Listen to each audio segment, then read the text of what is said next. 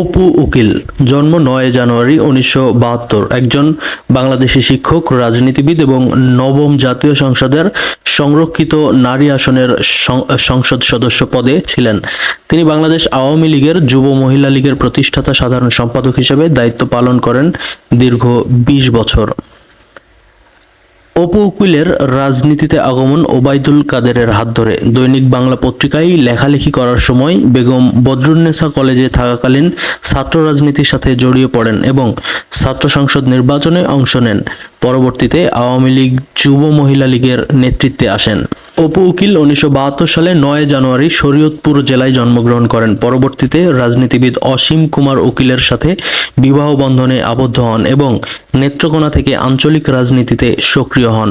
২০০৯ সালে বিডিআর বিদ্রোহের নামে বাংলাদেশের চৌখস সেনা অফিসার হত্যাকাণ্ডের সাথে অপু উকিল জড়িত বলে অভিযোগ রয়েছে। তৎকালীন সময়ে বেশ কয়েকজন সেনা অফিসার অপু উকিলের সম্পৃক্ততা থাকার কথা স্বীকার করেছেন। অপু উকিল বাংলাদেশ আওয়ামী লীগের বিভিন্ন পর্যায়ের মন্ত্রীদের নারী সাপ্লায়ার হিসাবেও কাজ করতেন বলে অভিযোগ পাওয়া যায়।